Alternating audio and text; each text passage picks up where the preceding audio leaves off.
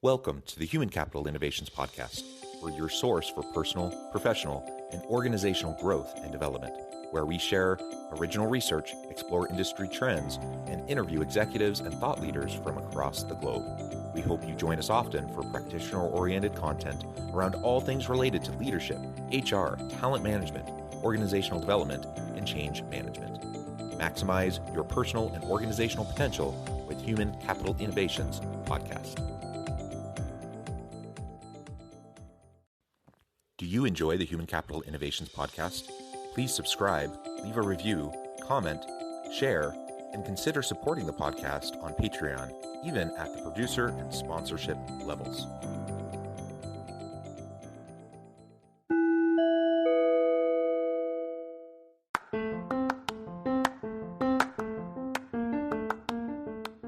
Welcome to the Human Capital Innovations Podcast.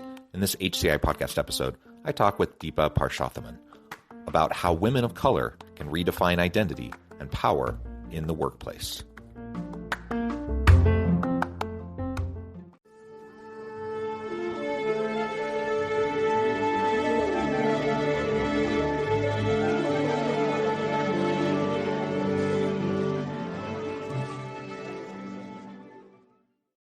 Deepa Purushot, welcome to the Human Capital Innovations Podcast. So excited to be here. Thank you. It is great to be with you today. You're joining us on this beautiful Monday morning from the LA area. I'm south of Salt Lake City in Utah. And today we're going to be talking about how women of color can redefine identity and power in the workforce. Now, I'm coming to this conversation as a straight cisgender white dude, but you come to this conversation as a woman of color. And so I'm really excited to learn from you as we go through this dialogue and hopefully expand my understanding and thinking in this area, and hopefully we can do the same for listeners as well. As we get started, I wanted to share Deepa's bio with everybody. Deepa Purushot is the co-founder of Information, which provides brave, safe new spaces for professional women of color and a women and public policy program leader in practice at Harvard Kennedy School. Prior to this, Deepa spent more than 20 years at Deloitte and was the first Indian woman to make partner in the company's history. Deepa was also Deloitte's National Women's Initiative Leader, the firm's renowned program to recruit, retain, and advance women. Deepa has degrees from Wellesley College, Harvard Kennedy School, and the London School of Economics. She is an Aspen Fellow and speaks extensively on women and leadership. She has been featured at national conferences and in publications, including Bloomberg Businessweek and the Harvard Business Review. What a stellar background and set of accomplishments. Clearly tons of insights that you're going to be able to add to this conversation. Anything else you would like to share with my listeners by way of your background or personal context before we dive on in? Yeah, maybe just the book. And so I had a book that came out March 1st of this year. It's on women of color and finding power in corporate America. And I interviewed over 500 women of color to write that book. And so a lot of what I'm going to talk about today, yes, draws from my own experiences, but also draws from the stories of over 500 women of color. Yeah, that's fantastic. And we need to be telling those stories more and more. I was having a conversation with a consultant in the DEI space last week. And that was really the crux of what we concluded was there just needs to be far more storytelling so that we can develop more empathy and understanding for the various circumstances and contexts in which people are trying to just navigate this world. And it's messy, it's hard, it's a fraught space when you're trying to have these conversations in the workplace. And especially when you get a bunch of white dudes like myself, collectively, there tends to be just insecurities and defensiveness and those sorts of things. And so all of that just needs to be broken down. And the best way to do that is through storytelling and to help people walk in others' shoes a little bit, at least a little bit, to better understand where they're coming from. That's exactly why I wrote the book and why I did it the way that I did. I could have probably talked to 20 women and told the stories, but I really wanted to have the breadth across industry and across ages and across experiences. And so it was really important to have that. I'd also just share just to kind of set the stage, because I have been doing so many, talks around the book that I feel like everyone's in the position that you're in. Like, this is such a fraught topic. It's so hard. But I also want to share, I think it's hard for women of color. Part of what's challenging is we haven't talked about these issues. We've talked about them in small groups or maybe privately, but we haven't really talked about them a lot because there hasn't been reward for talking about them or even acknowledgement that the differences exist. And many of us, what was most fascinating in interviewing all these women of color is very few of the women of color I interviewed were taught how to talk about race at home. So many of us didn't grow up talking about it. So it's not like we know how to do it either. We know how to tell our stories, of course, but I don't know that we always have the words around race or what the experience looks like. And because there's so much denial growing up around what's happened or just keep working hard or doing more, I think a lot of us are still sorting through it. So I think we're all struggling is all I want to share on that side. Yeah. And, I don't know as much about women of color specifically, but I know there's a good amount of research on gender differences and how it plays out in leadership styles and approaches in the workplace. And I suspect it's even harder for women of color than it is for women generally. But certainly for women generally, we know that it's just harder to navigate these gendered spaces. You're like walking a tightrope of trying to demonstrate all these competencies and capabilities without coming across and being perceived as too quote unquote too assertive or whatever, and I suspect for women of color that's even more of a tightrope. And so not only do you have the struggles of just trying to figure out how to put language around the experience that maybe you haven't been brought up talking about, but then you have this added layer of just the gendered differences in the workplace that make it even harder. Yeah, I mean, I think there's a lot there. I think there's absolutely the experience of it being different, right? And not having the words for it or fully being able to even draw attention to it. In the book, I say that corporate America is not a meritocracy. And sometimes people seem shocked when I say it. And all I'm trying to really break apart is that our experiences are different. And you can't just assume everyone has the same experience, that there are nuances that we can talk about. The other thing is, right, there's stereotypes and microaggressions and racism that happen for women of color that, again, we haven't had full space to talk about. It hasn't been safe to talk about it. And almost all of the women that I interviewed had not just one story, but dozens and dozens of stories, if it's not happening on a weekly basis, then on a daily basis. And then on top of it, I think there are expectations and barriers around pay and advancement, even hiring, that show up differently for women of color because of the inherent biases many of us grow up with. And then finally, the extra roles that a lot of women of color take on that we don't really pay for or don't acknowledge, and things like culture building or talking about race after, a police shooting, or, really holding space to unpack the fact that many of us have very few sponsors and mentors, because there's so few leaders that look like us. And so really, what does that mean for the few that women of color that sit at the top? Some of the women that I interviewed, when I interviewed white women, they would say I interviewed 25 people, or I'm sorry, I mentor 25 people. Men would say I mentor a dozen. So we go from a dozen to 25 of its women. With the women of color, some of them shared with me they were, mentoring over 100, in some cases 200 women of color, because there's not that ratio. There's none of them available. And so there's just all these extra layers that we, again, don't talk about, don't reward, and don't acknowledge, that just make it harder to navigate and harder, I think, sometimes to succeed, and also balance just a lot of the health and the wellness issues that we've started to talk about as we emerge from COVID. Yeah. And I also think, say there's a well-intentioned guy like myself, and I'm in a space and something like the George Floyd incident happens, and there's lots of public outrage and there's dialogue, and you recognize the need to have conversations.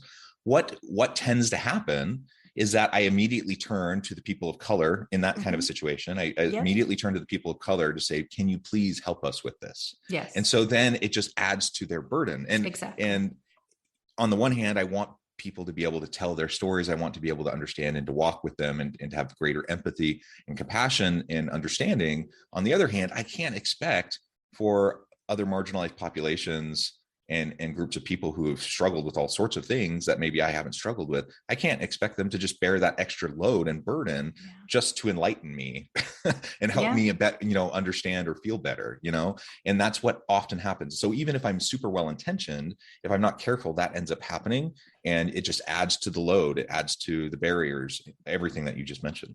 Absolutely. And I also think we're in a moment, just to unpack the other side, because I'm talking to a lot of allies who I call co-conspirators. I want people to take action, not just kind of watch as bystanders. I think it's also fraught on, on your side, right? It's fraught because, I tell a story early in the book around airplanes. I interviewed Renee Myers, and she's the VP of inclusion at Netflix. And we were talking, and she started talking about airplanes and how when she was a young mom, she used to really worry about, the luggage during turbulence that might fall on her young children. I jumped in right away because in my Deloitte partner role, I used to travel 3 cities a week. So I was on a plane, putting my luggage up and taking it down 6 times a week. And so here in this 5-minute conversation, she as a young mom was experiencing the airplane, this very small space, very differently. I'm 5'1". So that process of putting my luggage up is something I worry about before I get on the plane. I get very stressed about it. I feel like all eyes are on me, again, in a very small space. And if I'm sitting next to a taller gentleman, 5'10" or taller, he's not even thinking about either of those things. And so again, that meritocracy idea. But I also think what we're not realizing now, and it's funny, I did a few podcasts, and one of the podcasters asked me, so if I see you on the airplane, should I help you? Should I not help you? I'm not sure as a white man, like I don't know when to help and when not to help. And I share that analogy just to unpack. I think it's, again, confusing. People now don't even know when to intervene or how to help. And I just say, I think you have to ask questions. I think to your point, we have to have more empathy. We have to have more conversations. We have to get to know each other as people and understand how experiences show up differently. So then we can figure out when to intervene, when to just support, when to, when to maybe just kind of talk to the person afterwards. And so it is just a very confusing time, unfortunately, is what I want to say about it overall. Yeah. And to your airplane example, I would say to that person asking the question, should I step in and try to help you put your luggage up or not? I mean, it depends, right? Exactly. That's usually what I say. That's exactly what I say. Like, it totally depends on the person. And, and so you might ask, and certainly don't just go up and grab the luggage and start to put it up. Exactly. But yeah, it just depends. And so that's something that, maybe, again, this is kind of a gendered stereotype, but men tend to step in and just want to fix things for people. And so I might be well-intentioned. I might see that someone's struggling on the airplane. I might want to just go, jump to action and jump in and pick it up, but that's not my place. Right. But it's good of me to recognize that need and to want and be willing to help. But just then open up the dialogue and have the conversation. Right. Say, hey, would you like some help? Something as simple as that can go a really long way. Exactly. And then multiply that 1,000 times by all the little interactions we have every day with people.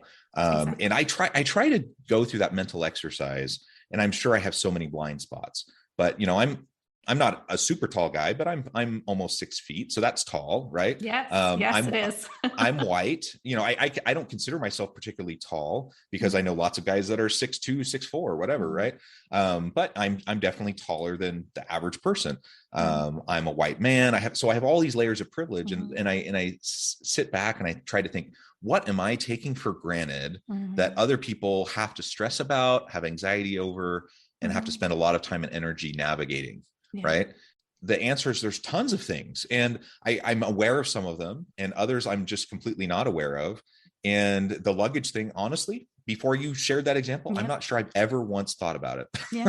And that's usually the response. And again, I tell that story in the book because I also say only 2 to 3% of designers were actually women when that, stowage was designed. And so part of what I'm trying to unpack is that situations and environments and workspaces were also not necessarily defined with us sitting in those seats. So they show up differently, like temperatures and even seat heights and table heights and all those kinds of things. And so it's just something to unpack. Again, I'm not saying everyone is a bad person. I'm saying so the environment doesn't necessarily work. So what do we need to do to lean in to kind of actually adjust it or make changes so it does feel more comfortable? It does feel like more of us belong, because that's the big topic that is even more difficult to really unpack here. Is my sense of not belonging when I get on the plane in those first few minutes is huge because of that you may or may not feel, right? Because you're maybe struggling with other things, like, is there enough leg room for me? Like it's a different conversation in your head. And so just understanding that, I think, is really part of this. And so I think we just need to have more conversations. I think we need to be more open. I think we need to understand, to your point, that a lot of us have struggled through this from childhood. Like, I've never seen anyone on television until the last couple of years that looked like me. None of my teachers looked like me. I grew in a completely white town. I was one of 5 students of color in school. Again, we didn't talk about race at home. So I navigating these spaces, like with incidents happening, comments being said, and not really having the understanding of their tools to realize that's really race and what we've been taught that has less to do with me as a person or me me is, my insecurities or my issues or my, like I didn't trigger that. That's really about the other person. And so understanding that, like putting words to that, and then, as an adult, being able to take, responsibility for what's mine and what's not in workplaces, I think is also what this work is about. For women of color, I think a lot of us navigate these spaces and don't feel powerful. And what I'm trying to teach us is that we can set up boundaries, we can say no, we can kind of recognize what's happening to us and find tools so that we feel better in these situations. Not that we're going to solve everything, but that we don't feel so powerless.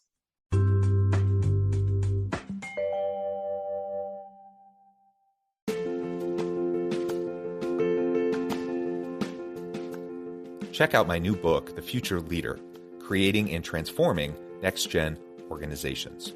Stemming from 2 decades of professional experience and over 600 in-depth interviews with executives, thought leaders, and scholars from across the globe, The Future Leader will help you explore the ordinary, everyday actions that will help you to prepare to lead in the future of work, to respond to an uncertain future, and to produce extraordinary results for individuals, teams, and organizations.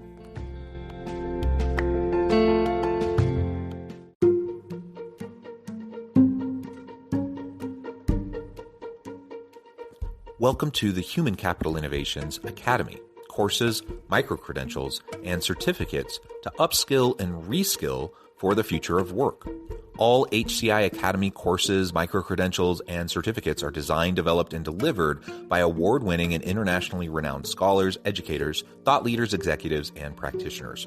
Our courses, micro-credentials, and certificates will help you make your mark on the future of work and make an immediate impact in your organizations. Check out the HCI Academy and our many course offerings and certificates to upskill and reskill for the future of work.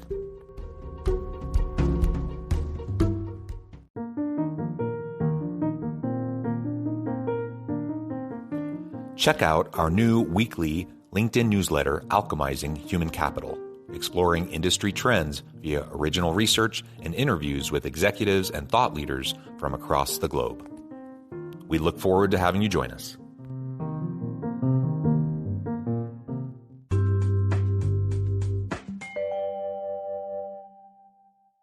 Yeah. And let's talk about that.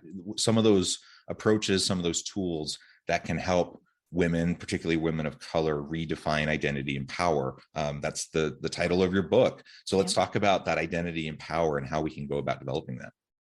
Yeah, one of the examples I talk about in the book, and I think it'll speak to all of your listeners, so it's a good one, is around microaggressions and racism. I think that until recently, there was a lot of dialogue that those things don't necessarily happen in the workplace, or a lot of denial. And in the last 24 months, last 2.5 years, there's more recognition that incidents do happen in the workplace.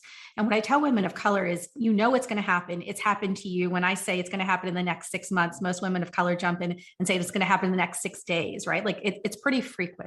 And some of the comments are really offensive, and some of the comments are, maybe unintentionally just not appropriate or really uncomfortable. And so I tell women of color, literally practice 3 things that you're going to say, because it's going to happen to you. So when an incident happens, when someone says something like, oh, you speak English so well, where did you learn it? And I was actually born here, right? Or, you're so articulate, I've never met anybody who, is of your race and so articulate. Like, you actually have something that you can say. And so literally write out those 3 things. But then I also encourage women of color to practice saying them, because sometimes in the moment when those things are said, we are caught flat-footed. We are embarrassed. A lot of the women of color I interviewed feel pain and shame in those situations in a way that is really confusing, because they're not actually doing the saying, right? They're having the incident happen to them. And what I've started to tell, allies, again, who I call co-conspirators, is I want you to practice what to say too. What are the 3 things you can do when you are in a conference, room, or when you're on Zoom and someone says something that is uncomfortable? You're also allowed to say, can we just unpack that comment? Or can we pause the meeting and just talk about that? Or at the end of the meeting, I would love to come back and really discuss what was just said, because it didn't sit well with me. That can be something that you do. Like, that's the airplane analogy. Do you do something or do you not? You're allowed to ask questions. And so literally writing those things out and practice saying them, so you're also not caught flat-footed, is part of what this work is about. Again, it's in that moment, not feeling powerful, how do you actually take your power back? So being thoughtful in advance, practicing specific responses, that can help. Some people are great on the fly, great in the moment, but when stress and anxiety is high, even those who are just always seem to have the right words right on the tip of their tongue. Even then it can be really challenging. And frankly, most people aren't like that in the first place. Most people don't have the exact right thing to say in the moment every time. And so you do just have to practice. You have to prepare. That can go a really long way. And to do it in a way where you can acknowledge what was said, what was done. It hurt. Is an unfortunate situation, but also not putting someone else necessarily. I suppose it depends on the situation, but we're not, for a small unintentional kind of a slight, not necessarily putting the person completely back in a defensive posture on their heels, but doing it in a way where it can open up dialogue. Correct. So you can actually better understand each other. That's what we want, I think, the vast majority of the time. And unless we prepare in advance, it's the likelihood of us saying the exact perfect thing in that moment is pretty darn slim. And so I think that's a really great idea and a great recommendation. Are there other stories from your book that you would like to highlight that really just help to illustrate some of these key points? Yeah, there's one story I tell often because it was so impactful to me. I interviewed a Black woman in the Midwest, and she was part of a large consumer products company. When she joined her company, she knew she was the only Black woman in her department. What she came to find within 6 months is she was the only one in the entire company, and it was a pretty sizable company. And as we were talking about 40 minutes in, she shared with me that she believes she's the only Black person in her entire town, like maybe one of two or three. And again, we were having a pretty intense conversation, and she started to really start crying and really feel the weight of what she was sharing with me. And she said, Deepa, I don't know that I realized until this conversation how much I compensate or all the things that I do because I feel responsible for presenting or promoting all Black people in a good way. And, air quotes around good, right? She couldn't even define what that was for me. And then she said, because I think I'm the only Black person my colleagues have ever met. And I feel very responsible. And in the book, I talk about 5 extra burdens or extra roles women of color take on. You brought up one, right? After a police incident, kind of the explaining of how that impacts me, that's culture, interpretation role. But here's another one. It's representing your entire race. And it wasn't just her, hers was an extreme situation where she literally said it changes what I wear, how I wear my hair, what I eat at lunch, what I talk about. And she went through a list of a dozen things. And again, really upset because she didn't even realize she was taking on those roles. And to be super clear, she's an accountant. She's not like an HR person. She's not a comms person. And yet she felt that was such a big part of her job and such a weighty part of her job. And she didn't even know that she was doing it. And so there's a lot to unpack there, but I share that story because I really want people and listeners to understand the kinds of extra things that women of color take on that we don't fully have words for or don't fully understand, and how that can really weigh on us. The other thing I would share is that 2 out of 3 women I interviewed were physically sick. So not just, mental state, well-being, types of conversations that I think we're having now, but physical manifestations of not being seen and heard in organizations. So skin rashes, headaches, adrenal fatigue, fertility issues. There's a list of about a dozen things. And so many of the women had these things. And I think it's a result, and, I've talked to enough doctors and doing the research, of not being in full voice, of really having to conform and, contort and produce in these situations where they don't feel like they can be themselves, right? Where they feel like they can rise and lead in the ways that feel authentic to them. So I think there's a lot to be said. And so that's really what I've tried to do in the book, is to really lay out how the experience of women of color is different in workspaces so that more people can understand it, so that we as women of color can decide which ones we lean into and which ones we don't do. But as co-conspirators or allies, so people can really understand and unpack how is it different, and then figure out how we can work together to make it better. Yeah. And you've already made a few references to this, but let's talk a little bit more about allyship and how people like myself can be a more impactful ally, one that is actually helping. Because, it's one thing for me to have a good intention, but it's another thing, I might inadvertently do or say something that actually makes things worse, that actually undermines what others are trying to accomplish. You've already mentioned, for example, practicing the types of things that I can say. I think that's a really great piece of advice. Other thoughts or ideas on how to expand our ally network and how people like me who are trying to be allies, what we can do in preparation and in the moment to make more of a contribution? I think one is really understanding that we are just beginning to create safe spaces in workplaces and really starting to listen in different ways. After George Floyd's murder, a lot of companies did soundings with people of color employees. And when I go into companies, often white CEOs will say to me, white male CEOs will say to me, like, my Black and brown employees tell me how it is. An hour later, if I go sit with those Black and brown employees, I hear completely different set of stories. And so understanding we're just early in the process of creating safe spaces, creating places where people are telling their truth, and that just a one-time town hall isn't going to fix it. And that listening is I think we have to listen in different ways. And so that's the first part. I think the other part is really understanding that as leaders, as co-conspirators, we have to give ourselves permission to get it wrong. Like, you're not going to get it right every single time. And I would rather you try and step in it than not try. And so it's important to be brave and courageous and even a little uncomfortable and give yourself permission and grace to get it wrong. Those are probably the most important things. I keep on coming back to something you said just a minute ago, where ultimately it can be so challenging for anyone from, a disadvantaged or marginalized population to navigate a various set of contexts that for them, maybe you've just been born and raised in this context and you don't even recognize the toll it takes on you. I suspect that's often the case. Like, you just don't even recognize the full toll because it's just it's been your existence. It's how you've functioned in the world your entire life. And so we need to create safe spaces where people can unpack those things for themselves, where they can then share their story and be their authentic self and share their truth with others around them. And then we need spaces where allies and co-conspirators can also assist in that process to create these safe spaces. You mentioned a minute ago about just the health effects, for example. My goodness, I just can't even imagine the extra levels of stress and anxiety, the weight that you would just carry with you walking around every day with some of these types of things that I just don't even have to deal with. Now, do I have stress and anxieties that I have to deal with? Yes, but I don't have those things. And so what extra level of burden? And then we know that stress and anxiety leads to other challenges, mental health challenges, depression, but also physical manifestations.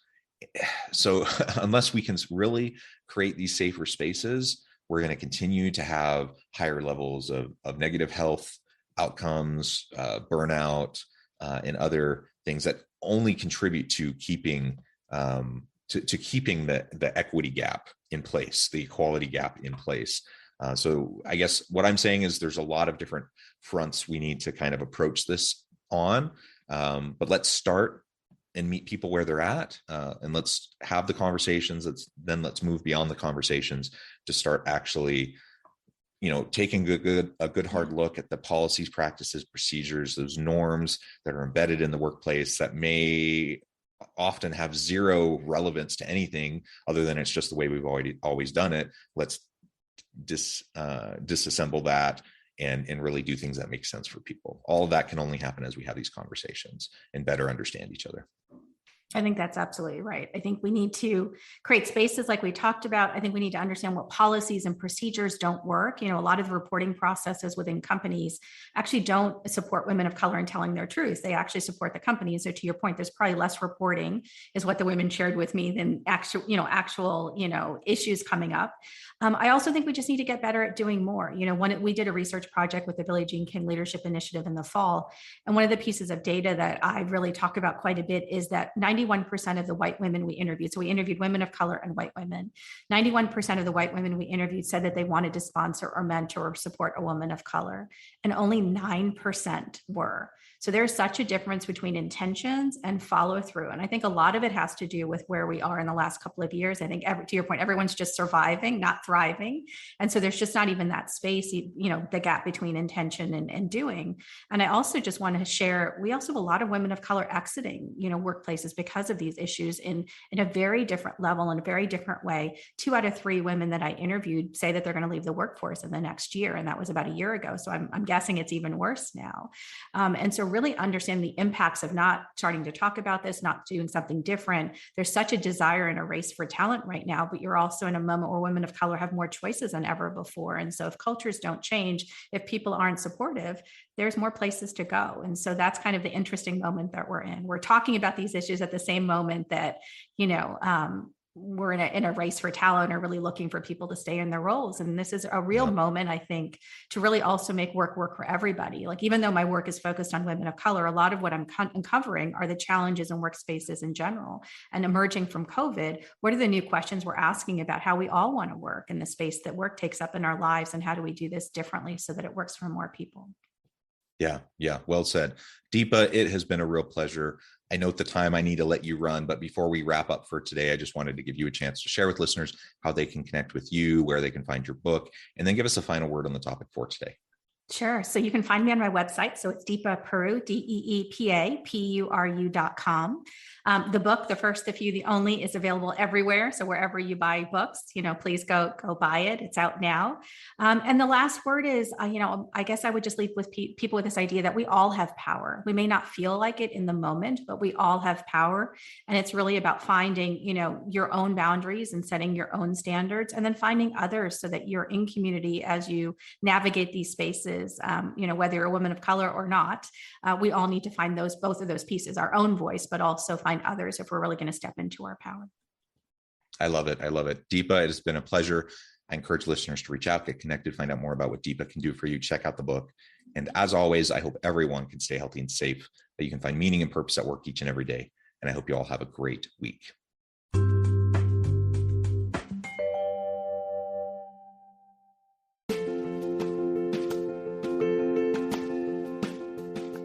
Bluer Than Indigo Leadership, the journey of becoming a truly remarkable leader.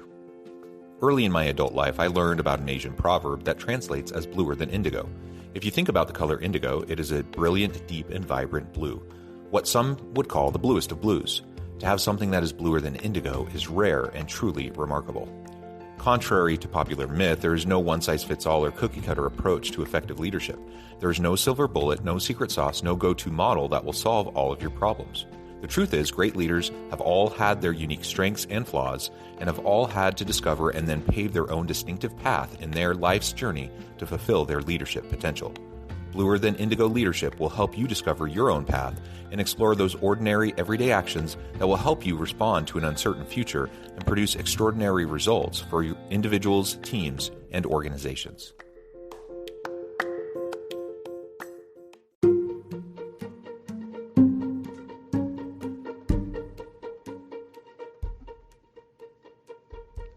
Check out Human Capital Innovations magazine, Human Capital Leadership. Human Capital Leadership is a free, interactive e-magazine with the mission to help individuals, leaders, and organizations find innovative approaches to maximize their human capital potential. We publish issues quarterly in August, November, February, and May. Take a look at the latest issue and let us know what you think.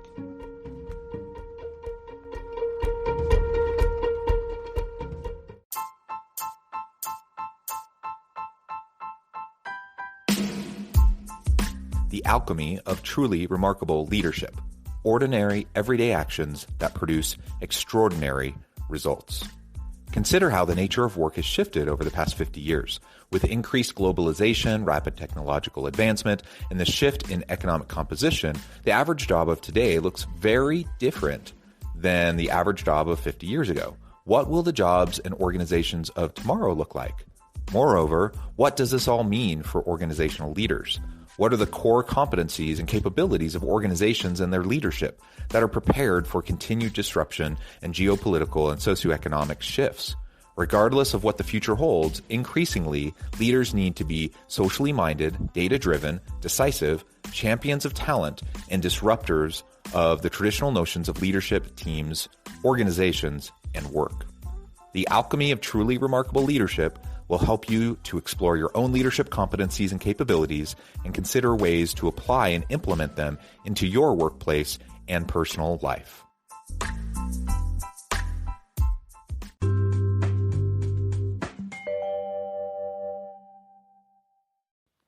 Do you enjoy the Human Capital Innovations podcast? Please subscribe, leave a review, comment, share, and consider supporting the podcast on Patreon, even at the producer and sponsorship levels. Thanks again for joining us for this episode of the Human Capital Innovations podcast. I hope you stay healthy and safe and that you have a great week.